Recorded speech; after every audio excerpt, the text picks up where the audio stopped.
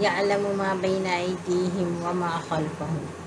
اللہ تعالیٰ بندوں کی اگلی پچھلی ہر بات جانتا ہے، جو آج کیا ہے، جو کل کریں گے اور جو کل کر چکے ہیں۔ ایک چھوٹی سی دکان ہوتی ہے، وہ آپ کے سامنے ایک چیز رکھتے ہیں اور جب اس کو اندر کر دیں تب دوسری چیز دکھاتے ہیں۔ ایک ذرا بڑی دکان ہوتی ہے جس میں کئی ایک ملازم ہوتے ہیں، وہ آپ کو ایک وقت میں کئی چیزیں نکال کر دکھا سکتے ہیں۔